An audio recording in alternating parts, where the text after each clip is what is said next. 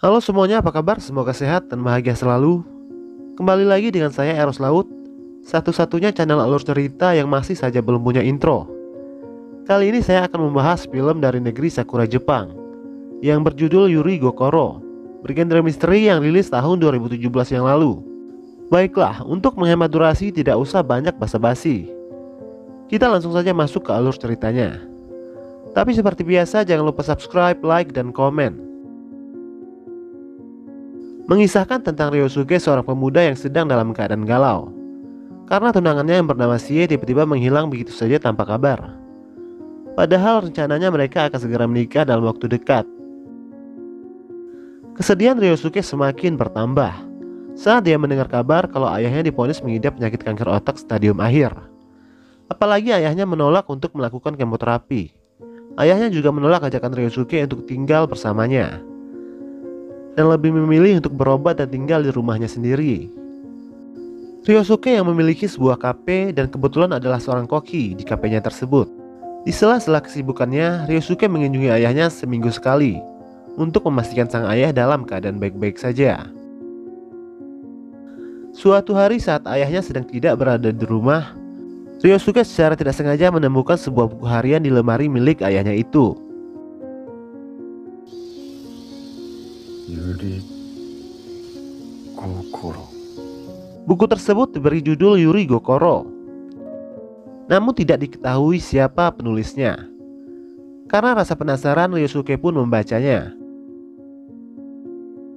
Lalu film berganti scene menceritakan isi dari buku harian itu dengan narasi dari si penulis yang belakangan baru kita tahu namanya. Adalah Misako, seorang gadis kecil pemurung yang kesulitan berbicara dan mengingat nama suatu benda.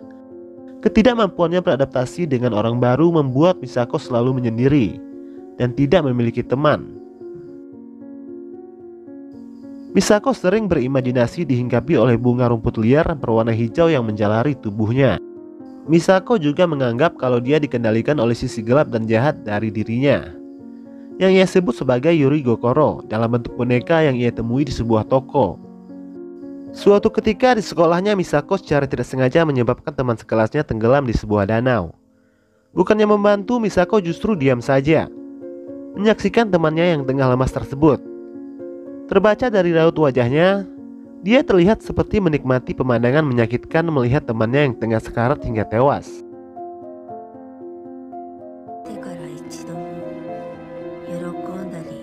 Lalu scene film berganti di mana Misako sudah remaja dan memasuki sekolah SMP.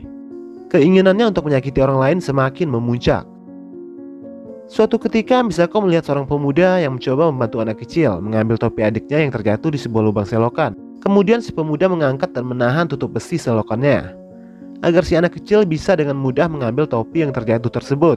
Melihat si pemuda yang tengah kesulitan menahan tutup besi yang berat itu, Misako mendatanginya dan berpura-pura ikut membantu menahannya.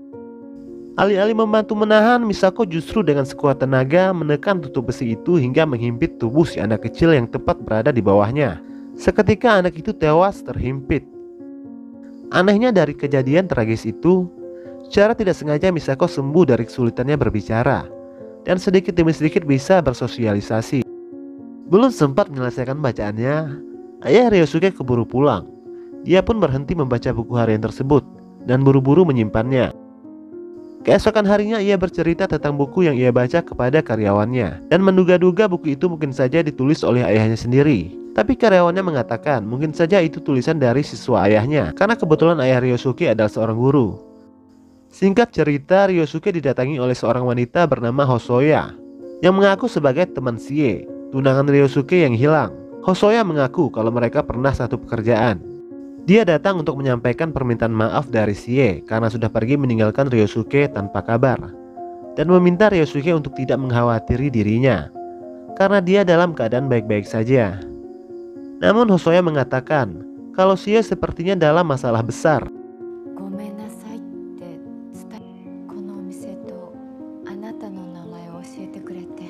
Mendengar Sie masih hidup, Ryosuke terlihat senang namun juga khawatir mendengar cerita dari Hosoya itu.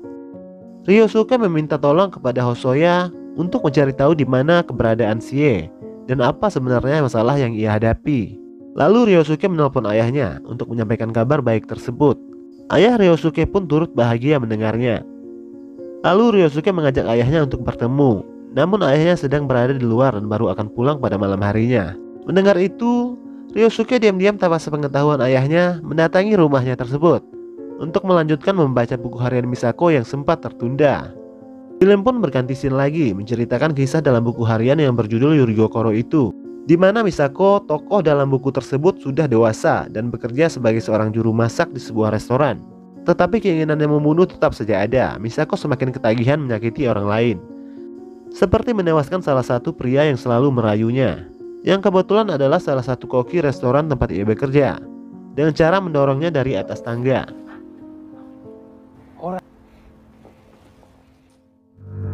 Tidak tahan dengan kelakuan kurang ajar salah satu koki senior di restoran tempatnya bekerja, Misako memutuskan untuk keluar dari pekerjaan tersebut dan mengganti profesi menjadi seorang kupu-kupu malam. Secara kebetulan pelanggan yang ia temui adalah koki yang selalu menggodanya tadi.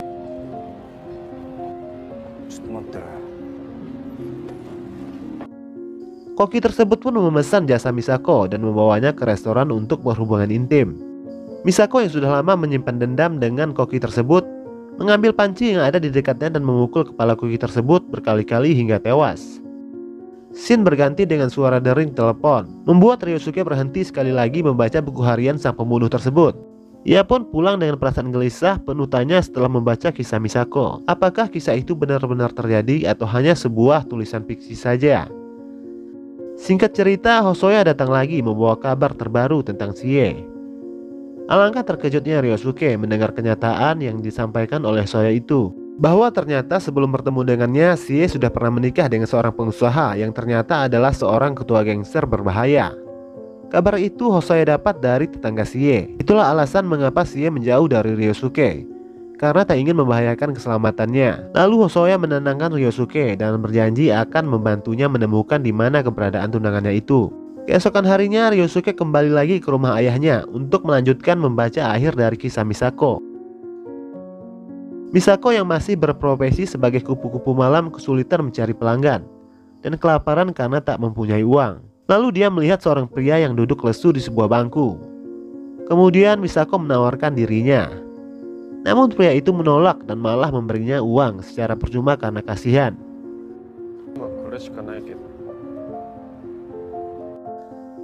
Lalu menawari Misako untuk makan di sebuah restoran terdekat. Dari sini mereka berdua menjadi semakin dekat dan saling bercerita. Pria tersebut bernama Yosuke. Namun Misako memperkenalkan dirinya sebagai Mitsuko. Sepertinya Misako sudah tidak enak hati karena Yosuke terlalu baik padanya dan sering memberinya uang. Padahal Yosuke juga sedang dalam kesulitan keuangan karena sudah tidak lagi bekerja. Misako bertanya, apa yang bisa aku lakukan untuk membalas kebaikanmu? Lalu Yosuke mengajak Misako untuk ke rumahnya. Sontak Misako berpikir kalau Yosuke sama saja seperti laki-laki lainnya yang mencoba untuk memanfaatkan dirinya. Sesampainya di sana, Misako bertanya, apa yang harus aku lakukan? Yosuke menjawab, kau tidak perlu melakukan apa-apa, hanya perlu diam saja di sampingku sampai aku tertidur. Mendengar itu, Misako mulai yakin kalau Yosuke bukanlah orang yang jahat. Rupanya Yosuke mengidap penyakit insomnia akut dan baru bisa tidur hanya dengan menelan pil tidur. Yosuke meminta Misako untuk meletakkan tangannya ke dahi Yosuke. Misako pun menuruti permintaan Yosuke tersebut. Lalu Yosuke menceritakan masa lalu pahit yang ia alami dan apa yang membuat dia kesulitan untuk tidur. Sudah lama Yosuke hidup dalam rasa bersalah, di mana saat remaja dia secara tidak sengaja membuat anak kecil terbunuh saat dia mencoba menolongnya. Anak kecil yang ditolong seorang pria mengambil topinya di dalam selokan di awal film tadi, tak lain adalah Yosuke. Atas kejadian tersebut, Yosuke divonis hukuman mati oleh pengadilan, namun berhasil keluar dengan membayar uang jaminan. Hal itu membuat Yosuke dan keluarganya jatuh miskin karena segala harta benda milik orang tuanya sudah habis terjual. Namun itu semua tidak mampu menutupi rasa bersalah yang membebani dirinya selama ini. Yosuke mengatakan bahwa ada seorang gadis waktu itu ikut membantunya. Namun Yosuke tidak mengingat wajah gadis itu. Mendengar cerita Yosuke itu sontak membuat Misako kaget, karena gadis yang Yosuke maksud adalah dirinya. Dialah yang secara sengaja menewaskan anak kecil tersebut dan Yosuke lah yang harus menanggung kesalahannya itu. Misako yang menangis karena merasa bersalah berlari ke toilet dan muntah-muntah. Keesokan harinya, melihat Misako yang terlalu sering muntah-muntah, Yosuke bertanya, "Apakah kau sedang hamil?" Kemudian Misako mengiyakannya. Mendengar itu, lalu Yosuke mengajak Misako untuk menikah dengannya dan berjanji akan membesarkan anak Misako tersebut. Namun Misako menolaknya karena dia tidak ingin melahirkan bayinya itu. Tapi Yosuke memohon kepada Misako untuk mau mempertahankannya dan mengatakan, "Aku akan menjaganya seperti anakku sendiri. Paling tidak itu bisa menebus sedikit kesalahan yang pernah aku lakukan dulu." Misako yang merasa dirinya lah yang seharusnya bertanggung jawab atas apa yang terjadi dengan anak kecil itu, pada akhirnya menerima lamaran Yosuke untuk menikah dengannya. Singkat cerita, mereka berdua pun menikah dan tinggal di sebuah rumah kecil di sebuah desa. Dan bayi Misako pun lahir secara sehat.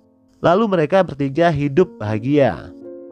Kecanduan Misako untuk menyakiti diri sendiri dan orang lain pun tidak pernah ia rasakan lagi setelah bertemu dan menikah dengan Yosuke.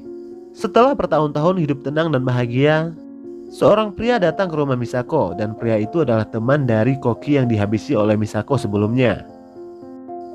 Pria itu mengetahui perbuatan Misako karena Koki yang ia bunuh sempat menelpon dirinya dan mengatakan kalau ia sedang bersama dengan Misako pada malam hari itu. Pria itu mengancam tidak akan melaporkan kejadian tersebut kepada polisi, tapi dengan satu syarat, Misako harus tidur dengannya. Misako yang ketakutan dan tak ingin Yosuke mengetahui semuanya, dia pun menerima tawaran pria tersebut dan mengajaknya ke sebuah hotel. Di sana Misako meracuni pria tersebut hingga tewas. Misako pun kembali melakukan kebiasaan yang sudah lama ia tinggalkan. Keesokan harinya polisi datang ke rumah Misako dan menginterogasinya tentang mayat pria yang ada di hotel dan juga Koki di sebuah restoran beberapa tahun yang lalu. Misako pun berdalih kalau mereka berdua terobsesi dengan dirinya dan tidak tahu menahu dengan kejadian yang menimpa mereka. Karena kurangnya bukti-bukti, Misako berhasil lolos dari tuduhan. Melihat polisi yang datang dan menginterogasi istrinya, membuat Yosuke bertanya kepada Misako. Sepertinya Misako belum berani jujur dengan Yosuke dan menjawab kalau dia tidak ada hubungannya dengan pembunuhan itu. Ada scene di mana Misako memanggil anaknya dengan nama Ryosuke. Dari sini Ryosuke baru tahu bahwa pemilik buku harian itu adalah Misako yang ternyata adalah ibunya sendiri. Tak lama kemudian ayahnya pulang memergoki Ryosuke yang sedang memegang buku harian itu. Ryosuke pun kecewa dan marah besar dan tak menerima kenyataan kalau dirinya adalah anak seorang pembunuh. Apalagi setelah tahu Yosuke bukanlah ayah kandungnya. Dalam keadaan marah besar, Ryosuke bertanya kepada ayahnya, di mana sebenarnya Misako berada sekarang. Lalu ayahnya menjawab kalau ibunya itu telah lama meninggal saat Ryosuke masih kecil. Saat itu Misako memutuskan untuk mengakhiri hidupnya dengan cara menenggelamkan dirinya ke sebuah sungai. Menyadari kalau dalam dirinya mengalir darah seorang pembunuh, Ryosuke tanpa pikir panjang menelpon Hosoya untuk mencari tahu di mana alamat kediaman mantan suami Sie. Ryosuke bermaksud untuk menyelamatkan tunangannya dan menghabisi mantan suaminya yang kejam itu.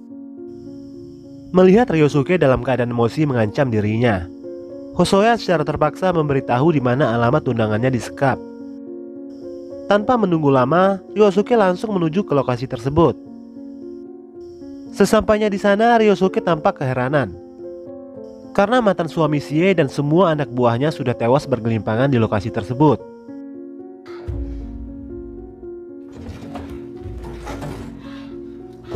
Ryosuke bergegas melepaskan Sie yang terikat di sebuah ruangan. Saat ingin meninggalkan tempat itu, di antara jasad yang bergelimpangan, Ryosuke menemukan bunga rumput liar seperti yang disebutkan Misako dalam buku hariannya. Setelah berhasil keluar, Sie berterima kasih kepada Ryosuke karena telah menyelamatkannya. "Kamu seharusnya berterima kasih kepada temanmu Hosoya. Dialah yang paling berjasa menyelamatkanmu," sebut Ryosuke. Sie tampak keheranan mendengar nama Hosoya. "Apakah maksudmu Mitsuko?" tanya Sie. Mitsuko sendiri adalah nama samaran Misako kepada Yosuke. Ryosuke baru menyadari bahwa mungkin saja Hosoya adalah Misako. Mendengar itu, Ryosuke langsung bergegas menemui ayahnya, mencari tahu kebenaran yang sesungguhnya. Sesampainya di sana, Ryosuke langsung menunjukkan bukti bunga rumput liar yang identik dengan Misako. Ayahnya yang sudah tidak bisa mengelak lagi akhirnya mengatakan hal yang sebenarnya kepada Ryosuke. Lalu film menampilkan flashback di mana saat itu Yosuke berhasil menyelamatkan Misako yang tenggelam. Yosuke membawanya ke rumah sakit dalam keadaan koma. Di sana Yosuke membaca buku harian yang ditulis oleh Misako. Yosuke yang merasa kecewa dan sedih mengetahui rahasia Misako dan berkata seharusnya dia tidak menyelamatkan Misako yang hanyut tenggelam waktu itu. Setelah Misako sadar dari komanya, Ryosuke memaksa Misako untuk mengakhiri hidupnya dengan cara mengikat besi ke tangan Misako dan menyuruhnya melompat ke sungai. Misako yang merasa bersalah rela melakukan apapun yang disuruh oleh Yosuke. Karena tak tega, Ryosuke menarik Misako yang hampir saja terjun ke sungai tersebut. Sekali lagi Ryosuke menyelamatkan Misako. Kemudian Yosuke memberi Misako uang dan menyuruhnya untuk pergi jauh dan jangan pernah lagi muncul di hadapannya dan Ryosuke. Dengan berat hati Misako pergi meninggalkan suami dan anaknya itu. Belum sempat menyelesaikan ceritanya, ayah Ryosuke yang memiliki penyakit kanker seketika tumbang dan pingsan. Kemudian Ryosuke bergegas membawanya ke rumah sakit. Di dalam ambulan dalam keadaan setengah sadar, ayahnya mengigau menyebut nama Mitsuko, istrinya itu. Mendengar itu, Ryosuke langsung datang menemui Misako yang kebetulan sedang berada bersama Sie. Di sana Ryosuke dalam keadaan emosi dan menangis meluapkan perasaannya dan berusaha membunuh dengan mencekik leher Misako dan berkata, "Mengapa kau muncul lagi dalam hidupku?" Misako tampak pasrah dengan kemarahan anaknya itu dan mengatakan, "Bunuh saja aku layak menerimanya."